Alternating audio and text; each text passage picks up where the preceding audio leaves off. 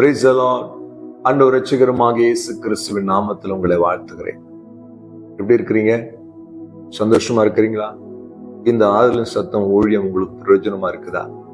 கர்த்தர் உண்மையிலே உங்களை ஆறுதல் படுத்துறாரா, உணர்த்துறாரா, உங்களோடு கூட இடைப்படுறாரா?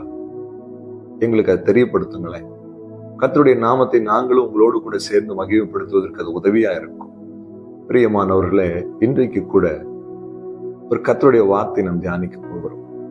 இந்த உலகத்திலே, நாம் வாழ்கிற இந்த உலகத்திலே நம்முடைய நம்பிக்கை எது மேலேயும் இருக்கு. மனிதர்கள் மேல இருக்கு, பலத்தின் மேல இருக்கு, நம்முடைய படிப்பின் மேல இருக்கு, பதவியின் மேல இருக்கு, அழகின் மேல இருக்கு. இப்படி மனிதர்கள் தன்னுடைய நம்பிக்கையை இந்த உலகத்தில் இருக்கிற அநேக காரியங்கள் மேல் வைத்திருக்கிறதை பார்க்கிறோம்.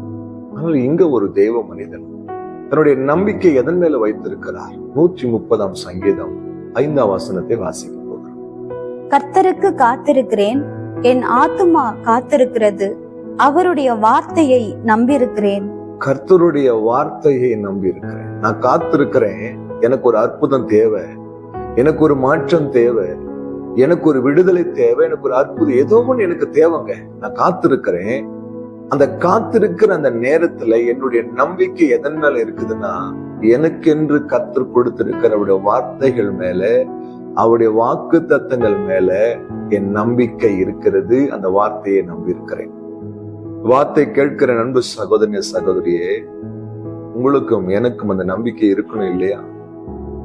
கர்த்தர் உங்களுக்கு வார்த்தையை கொடுத்திருக்கிறாரு, வாக்கு தத்தங்களை கொடுத்திருக்கிறாரு. பெற்றுக்கொண்டோட ரொம்ப சந்தோஷமாய் நம்மளை பெற்றுக்கொள்கிறோம். ஆனால் அந்த வார்த்தையின் மேல் நம்ம எவ்வளவு நம்பிக்கை வைத்திருக்கிறோம்?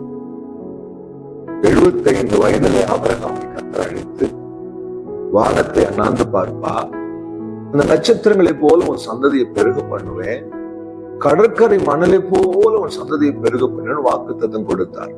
வார்த்தை கொடுத்துட்டார். ஆனா அந்த வார்த்தையை அப்படியே நம்பி 25 வருஷங்கள் காத்திருந்தார். அந்த வார்த்தைகளை கொண்டு அவர் ஒரு சந்தேகம் படவில்லை.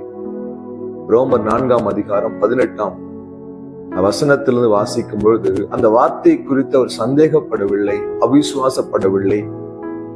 அந்த வார்த்தை நிறைவேறுமா நிறைவேறாத என்ற எண்ணத்திற்கு அவர் ஒருபோது இடம் கொடுக்கவில்லை. காத்திருந்தார், வார்த்தையை நம்பி இருந்தார். ஆண்டவர் அற்புதத்தை செய்து கொடுத்த வார்த்தையை நிறைவேற்றினார். ஒன்னு சொல்லட்டுமா உங்களுக்கு? உங்களுக்கும் எனக்கும் எதை தர வேண்டும், எப்பொழுது தர வேண்டும், எப்படி தர வேண்டும் என்பதை நம்முடைய தகப்பன் தெளிவாய் அறிந்திருக்கிறார். அந்த நாட்களும் நேரமும் வரும்பொழுது அவர் வார்த்தை நிச்சயமாய் நிறைவேறும். சாலமோன் இடத்திலே கர்த்தர் சொல்லும் போது, என் தகப்பனாகிய தாவீதுக்கு வார்த்தையினாலே என் தகப்பன் சொன்னார். என் ஆண்டவர் வார்த்தையினாலே என் தகப்பனிடத்துல சொன்ன அந்த வாக்கு தத்தத்தை என்னுடைய வாழ்க்கையிலே கைகளினாலே நிறைவேற்றினார். உங்கள் வாழ்க்கையிலும் கர்த்தர் கொடுத்த வார்த்தை நிறைவேறும். வார்த்தையின் மேல் நம்பிக்கையாயிருங்கள், வார்த்தையின் மேல் விசுவாசம் இருங்கள். அந்த வார்த்தை உங்கள் வாழ்க்கையிலே இந்த ஆண்டு நிச்சயமாய் நிச்சயமாய் நிறைவேறும். கர்த்தர் அற்புதங்களை செய்வார். ஜெபிக்கலாமா விசுவாசத்தோடு? அன்பும் இரக்கமுள்ள ஆண்டவரே, வார்த்தையை நம்பி இருக்கிறோம். வார்த்தையின் படி எங்களை ஆசீர்வதித்து உயர்த்தும். கொடுத்த வாக்கு தத்தம் நிறைவேறுவதாக நன்றி செலுத்துகிறோம். இயேசு கிறிஸ்துவின் நாமத்தில் பிதாவே, ஆமென். Hallelujah. God bless you.